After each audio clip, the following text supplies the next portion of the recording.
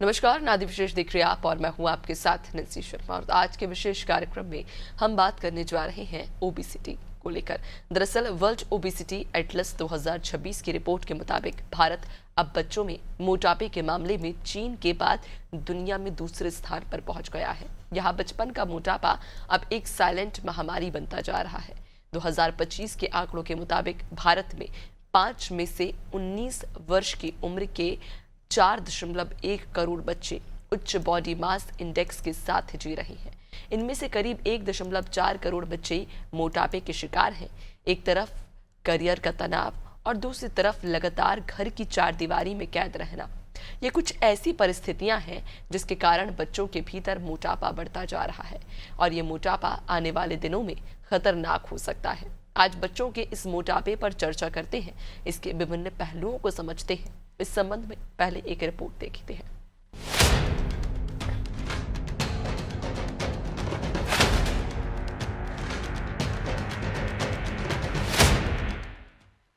World obesity Atlas 2026 की जो report जारी की गई, उसमें सबसे बड़ी चिंता बच्चों के मोटापे की है।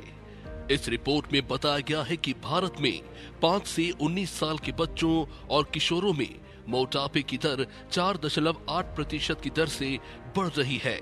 बच्चों का मोटापा उनके आने वाले जीवन के लिए खतरनाक हो रहा है, बल्कि इससे बचपन की मासूमियत ही चली गई है। अगर साल 1990 से तुलना की जाए तो 2025 में बच्चों में मोटापे के मामले 4 गुना तेजी से बढ़े हैं। 2025 में दुनिया भर में 5 साल से कम उम्र के करीब 3.7 करोड़ बच्चे मोटापे से पीड़ित थे। भारत में तो एक तरफ कई ग्रामीण और पिछड़े इलाके के गरीब तबकों में कुपोषण के कारण बच्चों का वजन कम हो रहा है, तो दूसरी तरफ शहरी इलाकों में मध्यम वर्गीय और अमीर घरों के बच्चों में मोटापा महामारी बनता जा रहा है। पूरी दुनिया में मोटापे से जूझ रहे 5 से 19 साल के बच्चों और किशोरों की संख्या 39 करोड़ है। इसे लेकर विश्व स्वास्थ्य संगठन काफी चिंतित है, क्योंकि मोटापा कई गंभीर बीमारियों का कारण बन सकता है। बच्चों के मोटापे के लिए उनका खान पान, खराब लाइफस्टाइल, लो फिजिकल एक्टिविटी, एंजाइटी, हार्मोनल बदलाव और जेनेटिक फैक्टर्स जिम्मेदार हो सकते हैं। बड़ी उम्र में हुए हाइपरटेंशन की शुरुआत बचपन से ही हो जाती है। जो बच्चे और टीनेजर्स मोटे होते हैं, उनमें से ज्यादातर 50 से 60 साल की उम्र तक हाइपरटेंशन का शिकार हो जाते हैं। बीते कुछ सालों में बच्चों का खान पान तेजी से बदला है। ये पैक्ड फूड और फास्ट फूड ज्यादा पसंद कर रहे हैं। ये फूड आइटम्स अल्ट्रा प्रोसेस्ड होते हैं और इनमें फैट, शुगर और सॉल्ट की मात्रा बहुत ज्यादा होती है, जो वजन बढ़ाने के लिए जिम्मेदार है। बच्चों के सारे खेल मोबाइल फोन या लैपटॉप जैसे गैजेट्स में ये भरे पड़े हैं। इसके चलते वो खेल के मैदान से दूर हो गए हैं। स्कूल में बेटर परफॉर्मेंस और रिजल्ट के प्रेशर ने भी उन्हें मैदान से दूर कर दिया है। बच्चों के स्ट्रेस या एंजाइटी को लोग आमतौर पर नजरअंदाज कर देते हैं, लेकिन हर जगह बेहतर परफॉर्मेंस का प्रेशर उन्हें स्ट्रेस्ड कर रहा है। संयुक्त परिवार खत्म होने, एकल परिवारों के बढ़ने के कारण बच्चों में एंजाइटी और अकेलापन बढ़ रहा है। एंजाइटी के चलते बच्चे ओवर ईटिंग करने लगते हैं, जो मोटापे का कारण बनता है। मोटापे के कारण हाइपरटेंशन और डायबिटीज का खतरा पैदा हो रहा है। कैंसर जैसी गंभीर बीमारियां छोटे बच्चों में फैलने लगी है। गॉल ब्लैडर की समस्या का खतरा अब बच्चों में भी बढ़ रहा है। अनिद्रा की बीमारी छोटे बच्चों में देखने को मिल रही है। शरीर का वजन लंबाई के मुकाबले ज्यादा बढ़ रहा है। वजन का पूरा जोर घुटनों पर पड़ रहा है और ये है ऑस्टियोआर्थराइटिस का कारण बनता है। वही ब्लड में यूरिक एसिड बढ़ने के कारण भी जोड़ों का दर्द छोटे बच्चों में हो रहा है।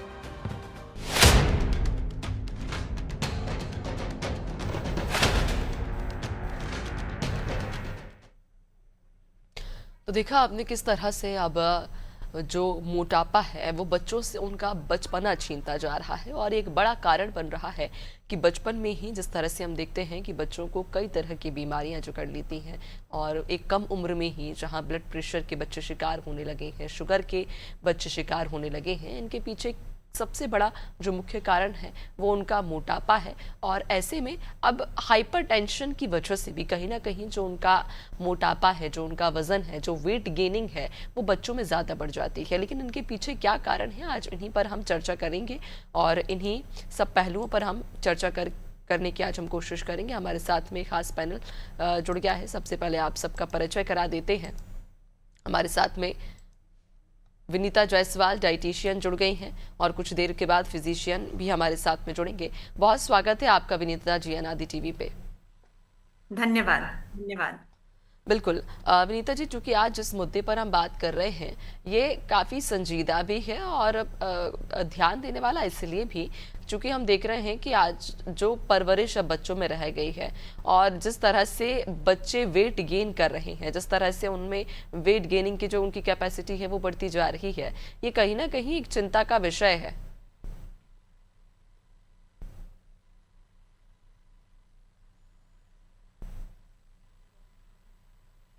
विनीता जी, आप सुन पा रही हैं? हाँ जी, अभी आवाज आपकी नहीं आ रही थी जी, बताएं। जी विनीता जी, मैं ये पूछना चाह रही थी कि आखिर इसके पीछे कारण क्या है। क्योंकि हम देखते हैं कि बच्चों में आजकल जो वेट गेनिंग कैपेसिटी है, जो वेट गेन करने की क्षमता है, वो कुछ ज़्यादा ही आजकल बढ़ गई है। और हम देख रहे हैं कि हर दूसरा या हर तीसरा या हर 4 में से एक बच्चा अपनी उम्र से ज़्यादा वजन रखता है। तो इसके पीछे का कारण क्या है? देखिए, बहुत सारे कारण हैं। जेनेटिक कारण तो बहुत बाद में आता है। पहला जो कारण है वो ये है लाइफस्टाइल और खान पान। अब खान पान में बदलाव क्या आया है? खान पान में एक तो इजीली अवेलेबिलिटी फूड की हो गई है। जंक फूड बहुत इजीली अवेलेबल हो गया है। वर्किंग वुमेन हो गई है, स्पेशली बोथ पेरेंट्स।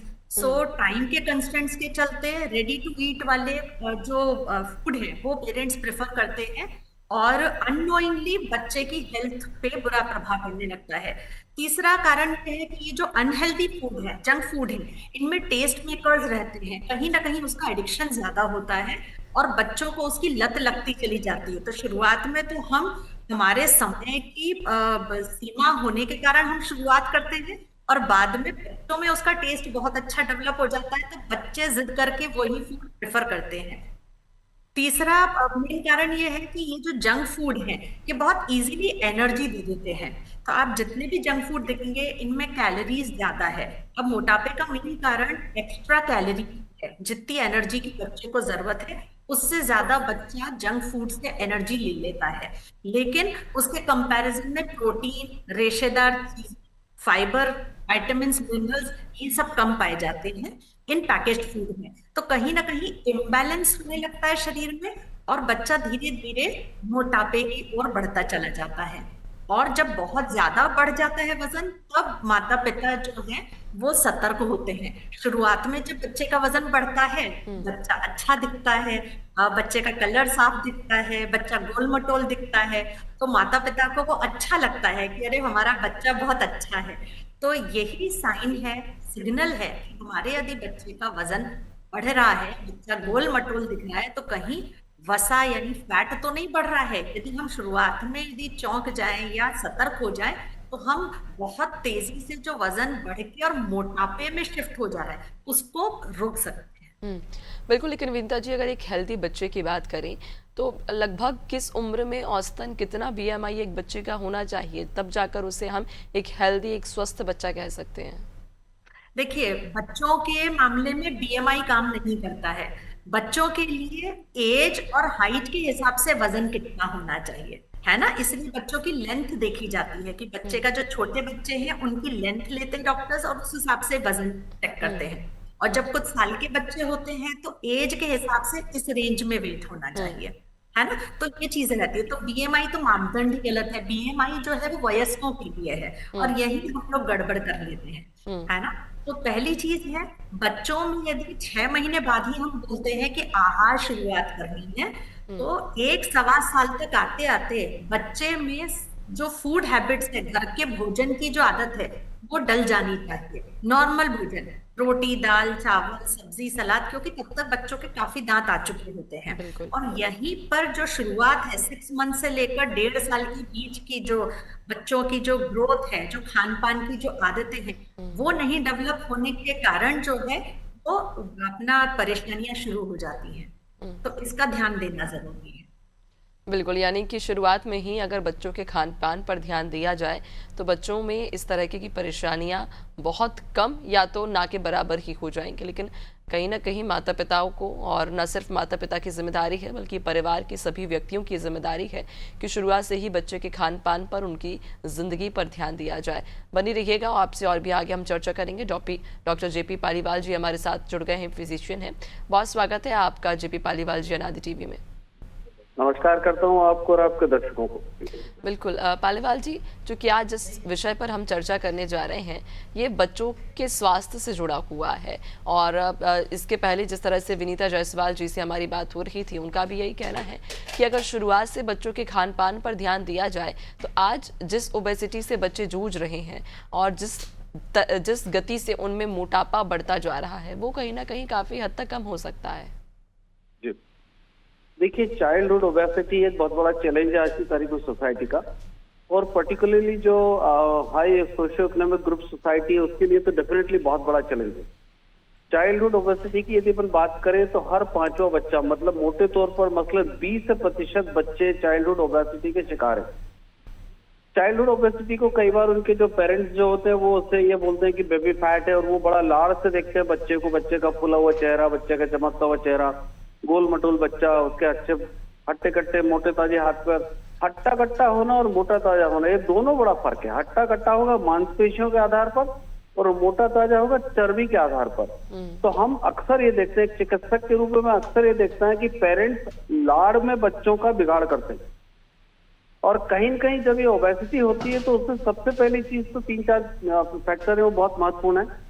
हम बच्चे को उसकी हाइट और एज के हिसाब से, उसके वेट के हिसाब से उसको कितनी कैलोरी कंजम्पशन के लिए दे रहे हैं, एक पर्टिकुलर कैलकुलेशन के साथ यदि हम उसकी बैलेंस कैलोरिक डाइट देंगे या उसको बैलेंस डाइट देंगे तो डेफिनेटली उसकी कैलोरिक बर्निंग जो होगी, उसकी बॉडी डिमांड के मुताबिक जो होगी, वो उसकी वजह से फिर उसमें फैट एक्यूमुलेट नहीं होगा।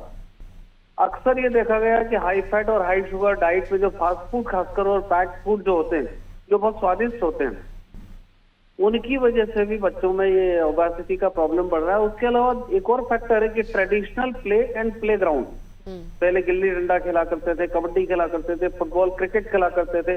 तो जो हमारे ट्रेडिशनल प्ले है, जो हमारी कंट्री का ट्रेडिशनल प्ले है, और बाकी जो कॉस्मोपॉलिटन विश्व के जो ट्रेडिशनल प्ले है, वो और प्ले ग्राउंड आज की तारीख में सिकुड़ते जा रहे हैं। बिल्कुल। साथ में बच्चों की एकेडमिक स्ट्रेस बढ़ती जा रही है, जिसमें एकेडमिक स्ट्रेस के लिए स्कूल और पेरेंट्स दोनों जिम्मेदार माने जाएंगे। कई बार फैमिली फैक्टर भी होते हैं कि जेनेटिक ओबेसिटी होती है, लाइफस्टाइल ओबेसिटी होती है, कई बार साइकोलॉजिकल स्ट्रेस होता है कि पेरेंट्स में भी कई बार कोऑर्डिनेशन नहीं होता है, तो बच्चों में अक्सर माता पिता में यदि भेद या भिन्नता होता है तो उसकी वजह से भी साइकोलॉजिकल स्ट्रेस होता है, कई बार एजुकेशनल स्ट्रेस होता है, कई बार परफॉर्मेंस स्ट्रेस होता है।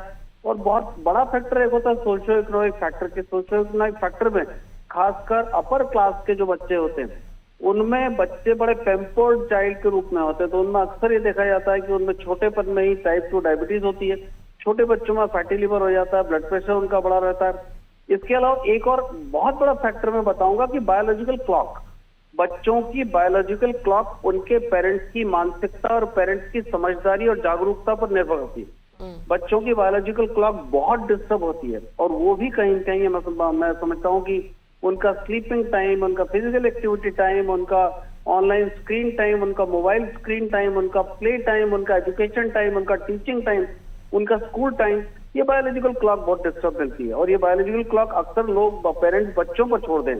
तो ये इतने सारे फैक्टर्स हैं जिसकी वजह से ये सारे मामले आते हैं, और चाइल्डहुड ओबेसिटी एक बहुत बड़े चैलेंज के रूप में बढ़ती चली जा रही।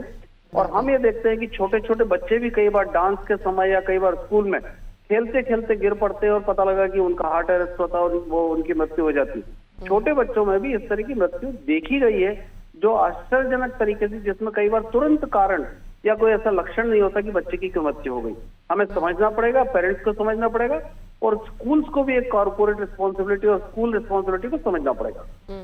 बिल्कुल। और चूंकि कई कारण हैं, जिस तरह से आपने भी कहा, और विनीता जी ने भी कहा कि बच्चों का न सिर्फ खान पान बल्कि चूंकि हम देख रहे हैं कि वर्तमान के परिवेश में सोशल मीडिया एक ऐसा बड़ा कारण है बच्चों को अपने घर में बिठाकर रखने का कि बच्चे फ़ोन को छोड़ते ही नहीं हैं।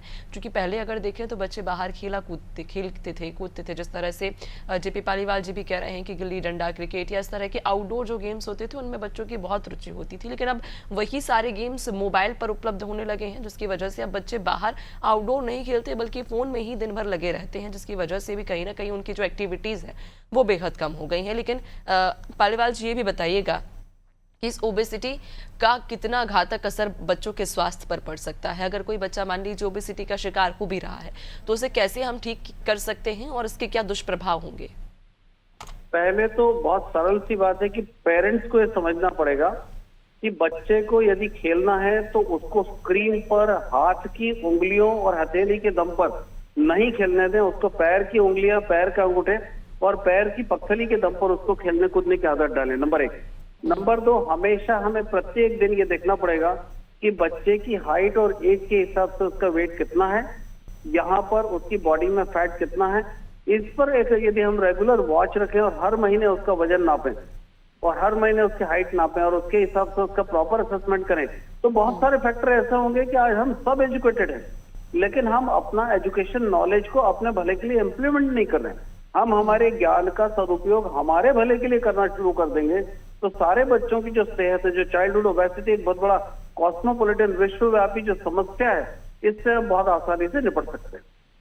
बिल्कुल, यानी कि अगर हम खुद यानी कि माता पिता, और न सिर्फ माता पिता जिम्मेदार हैं बल्कि उनके परिवार के तमाम वो लोग जो एक जॉइंट फैमिली में रह रहे हैं वो सभी जिम्मेदार हैं। एक बच्चे के स्वास्थ्य पर अगर कोई दुष्प्रभाव पड़ता है या बच्चा इस तरह की बीमारी में जकड़ता है तो इसके जिम्मेदार वो सभी लोग हैं। बने रहिएगा और भी आपसे हम आगे चर्चा करेंगे। विनीता जी की ओर रुख कर लेते हैं। विनीता जी, चूँकि डाइटिशियन आप हैं, आपसे जानना चाहूँगी, तमाम दर्शक इस समय हमें देख रहे होंगे और एक कोशिश रहेगी, हमारी एक प्रयास होगा कि अगर कोई बच्चा ओबेसिटी का इस समय शिकार है तो उसके माता पिता को उस बच्चे के खान पान को लेकर क्या विशेष सावधानी है रखनी चाहिए, क्या खान पान में बदलाव करना चाहिए। आपसे मैं एक डाइटिशियन होने के तौर पर मैं आपसे एक चार्ट चाहूँगी कि अगर जो माता पिता हमें देख रहे हों तो वो हमें सुनकर और अपने बच्चे की डाइट चार्ट सुधार सके। सबसे पहली चीज है कि नोइंगली और अननोइंगली बच्चों को बहुत ज्यादा शुगर वाली चीजें जो है माता पिता देने शुरू कर देते हैं। हर चीज में मीठा है ना, दूध भी दे रहे हैं तो दूध भी मग्गा भर देते हैं और 2-2 3-3 बार देते हैं। तो दूध का इंटेक कम करें। यदि आप दूध दे रहे हैं तो उसे सबसे पहले बंद करें। शक्कर का इंटेक बहुत ज्यादा तो नहीं हर चीज में, यदि बंद कर सकते हैं तो सबसे पहले उसे बंद कर दें। तीसरी चीज होती है कि रोटी की जगह पराठे और पूड़ी की मात्रा बहुत ज्यादा फ्रीक्वेंटली माता पिता अपने बच्चों के टिफिन में रखते हैं। सब्जियों में तेल की मात्रा बहुत ज्यादा रहती है। इसके अलावा रेडी टू ईट वाली चीजें टिफिन में जब हम देखते हैं, बच्चे का जब स्कूल में टिफिन जाना है तो उसमें भी हम देखते हैं कि कई बार तो सेव पराठा ही रहता है, कई बार पूड़ी और अचार रख देते हैं टिफिन में, कई बार जो है सॉस के साथ कुछ चीजें रख देते हैं, कई बार केवल और केवल चिप्स, वेफर्स और केक, पेस्ट्री, इस तरह की चीजें रहते हैं। तो नाश्ते में यदि आपको बच्चों को टिफिन देना है तो टिफिन में आप स्टफ्ड रोटी दे सकते हैं, इडली है, चीला है, डोसा वगैरह है। इसके अलावा खमन दे सकते हैं। उबले हुए मूंग के साथ या स्प्राउट्स के साथ आप कुछ ना कुछ चाट जैसा, भेल जैसा बना सकते हैं। तो ये तो हेल्दी नाश्ते हो गए। उपमा वगैरह अच्छा हो सकता है लेकिन उसमें सब्जियों का इंटेक अच्छा रखें। कई बार ये देखा गया है कि बच्चों की डाइट में सब्जियों का और सलाद का इंटेक होता ही नहीं है। तो रेशेदार जो फूड आइटम है वो बच्चों को आदत ही नहीं होती है खाने की, क्योंकि माता पिता ने कभी इस और ध्यान ही नहीं दिया। इसके अलावा रेशेदार फल माता पिता बच्चों को नहीं देते हैं तो वो एक बड़ा कारण है। कई बार ऐसा देखा गया है कि अननेसेसरीली जूस और मीठे ड्रिंक्स अपना पेरेंट्स जो है वो बच्चों को देते हैं। लंच या डिनर की बात करें तो चपाती के साथ साथ दाल जरूर होनी चाहिए। कुछ ना कुछ प्रोटीन का फूड आइटम होना चाहिए, भले ही वो सोयाबीन की कोई चीज हो, चाहे दालें हो, चाहे पनीर हो, चाहे दही हो, इस तरह की चीजें। या जो लोग नॉन वेजिटेरियन है, अंडा खा सकते हैं तो वो हम दे सकते हैं। और सलाद देना ना भूलें। एक जो मोस्ट इम्पॉर्टेंट चीज है वो ये है कि पानी का इंटेक जब हम एसेस करते हैं बच्चों को जिनमें भी मोटापा बहुत ज्यादा हो रहा है तो ये देखा गया है कि बच्चा पानी तो मांगता ही नहीं है पीने के लिए, बच्चे को प्यास का एहसास ही नहीं है। इनफैक्ट बच्चे को जब तक भूख ना लगे उसको भूख का एहसास होने दें, तभी भोजन दें। कई बार ये देखा गया है कि माता पिता बच्चे को ओवर फीड कराते हैं, तो कभी भी ओवर फीडिंग ना कराएं। घड़ी देख देख कर उसको जबरदस्ती ना दें। उसका पेट भर गया है तो जबरदस्ती उसको खाना खत्म करने के लिए फोर्स ना करें। और फिजिकल एक्टिविटी दिन भर में 1 घंटे की होनी चाहिए। यदि स्कूल में नहीं हो रही है तो घर में एश्योर करें। और खाना खाते ही बच्चा सोए नहीं। और कई बार बच्चों को देखा गया है कि भोजन भी टीवी के सामने करते हैं, स्क्रीन चालू रहता है, मोबाइल स्क्रीन चालू रहती है और खाते हैं, तो बच्चों को पता ही नहीं चलता उसका पेट कब भर गया, बिल्कुल। है ना। और ना अच्छे से च्यू करते हैं। तो ये छोटी छोटी सी आदतें हैं जिनमें बदलाव लाना। और भोजन में हमें क्या देना है वो स्पेशली माता या माओ को ध्यान देना है, पेरेंट्स की ड्यूटी है। तो बाजार की कोई भी रेडी टू ईट चीजें बिल्कुल आउट कर दे, भले वो सेम क्यों ना हो। सेम नमकीन बहुत प्रचलन में रहती है, chips Kurkure. And most important चीज, जब कोई बाहर से आता है, गेस्ट आ रहे हैं या ग्रैंड पेरेंट्स आ रहे हैं, तो लाड़ में हमने देखा है कोई भी फ्रूट्स या नट्स नहीं लाता है। यूजुअली बच्चों को क्या देते हैं, या तो पैसे दे देते हैं तो बच्चे उससे जंक ही खरीदते हैं। दूसरा चीज, या तो चॉकलेट्स ला कर देंगे या केक, पेस्ट्री, पिज्जा, बर्गर, ये वाली चीजें मंगाते हैं। तो इन चीजों की जगह यदि हेल्दी शिफ्ट हो जाए तो काफी कुछ हम लगाम लगा सकते हैं मोटापे पर। बिल्कुल, यानी कि डाइट को अगर यदि सुधार दिया जाए तो वो बच्चा जो ओबेसिटी का शिकार है वो भी कहीं ना कहीं वापस जो नॉर्मल लाइफ है उसमें आ सकता है। और अगर डाइट शुरुआत से ही सही रखी जाए किसी बच्चे की, तो बच्चा ओबेसिटी का शिकार होगा ही नहीं, क्योंकि पहले ही उसकी जो डाइट है वो नियमित कर दी जाएगी और उसको हेल्दी डाइट एक तरह से कर दी जाएगी। लेकिन हम देख रहे हैं कि देखिए, ना सिर्फ बच्चे बल्कि आजकल अगर हम देखें तो ये चलन चल गया है कि बाहर से खाना, बाहर का खाना मंगाना, रेडी टू ईट फूड्स का जो हम देख रहे हैं कि प्रचलन में अब बहुत ज़्यादा आ गया है। तो ये सिर्फ बच्चों में ये आदत चूंकि अक्सर माता पिता के द्वारा ही डाली जाती है, या आसपास का जो उनका परिवेश है वो बच्चों में ये आदत डालता है। तो ऐसे में कहीं ना कहीं बड़ी जिम्मेदारी या बड़ी लापरवाही तो इसमें माता पिता की ही है। बनी रहिएगा और भी आपसे हम चर्चा करेंगे। जेपी पालीवाल जी से मैं आखिरी सवाल लेना चाहूंगी, समय का अभाव है। पालीवाल जी, जिस तरह से हम देख रहे हैं कि जो बच्चों में वजन बढ़ रहा है, तो इसके दुष्प्रभाव पर तो हमने बात कर ही ली है, लेकिन क्या ये बढ़ता मोटापा बच्चों को दिल की बीमारी या मानसिक तनाव इन सब से भी जोड़ता है? डेफिनेटली जोड़ता है। देखिए, सबसे बड़ी चीज है बैलेंस्ड पेरेंटिंग। यदि पेरेंटिंग बैलेंस नहीं होगी, संतुलित नहीं होगी, तो निश्चित तौर पर बच्चा जिद्दी होगा, गुस्सैल होगा, अड़ियल होगा। सबको सब मालूम है उस मासूम बच्चे को छोड़कर कि उसे कैसे विकसित किया जाए। लेकिन अक्सर ये होता है कि आजकल मैं देखता हूँ कि कई परिवारों में ऐसा होता है कि मदर फादर दोनों सर्विस में हैं। तो ऐसी परिस्थिति में कई बार वो बच्चों को मैट के भरोसे छोड़ देते हैं, या मान के चले कि उसकी बिना केयर के छोड़ देते हैं। तो ये सब चीजें, यहाँ पर बैलेंस पेरेंटिंग होना बहुत जरूरी है। और जो बच्चा जिद्दी, गुस्सैल और अड़ियल होगा, अक्सर ये देखा गया है कि वही बच्चे मोटापे में होते हैं, क्योंकि वो साइकोलॉजिकल स्ट्रेस में होते हैं। इसलिए हमको ये ध्यान रखना चाहिए कि छोटे बच्चों में भी डायबिटीज देखी गई है, छोटे बच्चों में भी मोटापे के कारण ब्लड प्रेशर देखा गया है, छोटे बच्चों में भी फैटी लिवर देखा गया है। तो जब fatty liver, blood pressure, diabetes देखा गया, और साथ ही हम कई बार देखते हैं, वीडियोस देखते हैं, कई बार सीन देखते हैं, कई बार न्यूज पढ़ते हैं कि बच्चा स्कूल में खेल रहा था, गिर पड़ा, बच्चा प्लेग्राउंड में गिर पड़ा, बच्चा पता लगा कुछ कर रहा था तो उसके अलावा सोया तो सोया रह गया। तो ऐसी बहुत सारी चीजें हम लोग आजकल लगातार देख रहे हैं। तो हमें इस चीज को समझना पड़ेगा। हमको सब मालूम है, सारे पेरेंट्स को सब मालूम है कि पेरेंटिंग कैसे की जाए। बिल्कुल। एक डॉक्टर के रूप में मैं ये देखता हूँ कि जब कोई बच्चा इलाज के लिए आता है, इतना धमाल मचाता है कि कई बार अंदर से बहुत खींच सी आती है कि ऐसी क्या ये पैम्पर्ड पेरेंटिंग है जिसमें लाड़ में बच्चे का बिगाड़ कर रहे हैं, सुधार नहीं कर रहे हैं। तो सबसे ज्यादा महत्वपूर्ण है पेरेंट्स का संतुलित व्यवहार रखना, पेरेंट्स को बच्चे को सही तरीके से पेरेंटिंग देना, विकसित करना, उसका साइकोलॉजिकल स्ट्रेस का ध्यान रखना, उसकी फिजिकल एक्टिविटी का ध्यान रखना, उसके बायोलॉजिकल क्लॉक का ध्यान रखना, उसके स्क्रीन टाइम का ध्यान रखना, और उसके साथ साथ ट्रेडिशनल प्ले की तरफ उसको मोटिवेट करना। ये सब चीजें अल्टीमेटली पेरेंट्स पर निर्भर करती हैं। वाकई पेरेंटिंग पर ही ये सारी चीजें निर्भर करती हैं कि आखिरकार जो माता पिता हैं वो अपने बच्चों की किस तरह से देखभाल करते हैं। और चूंकि शुरुआत से ही अगर जब बच्चा छोटा रहता है, जब उसे समझ नहीं होती कि क्या चॉकलेट है या क्या जंक फूड है, अगर उसी समय उस बच्चे कि पेरेंटिंग सही तरीके से हो जाए तो शायद वो जंक फूड पर शुरुआत से ही लगाम लग जाए। बहुत शुक्रिया आप सभी का हमारे साथ जुड़ने के लिए और चर्चा के लिए। तो ये रिपोर्ट साफ तौर पर इशारा करती है कि आखिरकार ये ओबेसिटी अब कितना गंभीर मामला बनती जा रही है और अगर आने वाले समय में इस पर ध्यान नहीं दिया गया तो वाकई एक बड़े संकट के रूप में उभर सकती है। लेकिन ज़रूरी है कि माता पिता और न सिर्फ माता पिता बल्कि पूरा परिवार बच्चे की सेहत पर ध्यान दे, बच्चे के खान पान पर ध्यान दे, क्योंकि स्वस्थ जीवन ही स्वस्थ भविष्य की नींव होती है। और इसी के साथ फिलहाल इस खास कार्यक्रम में इतना ही। बने रहिए नादी टीवी के साथ। दीजिए इजाजत। नमस्कार।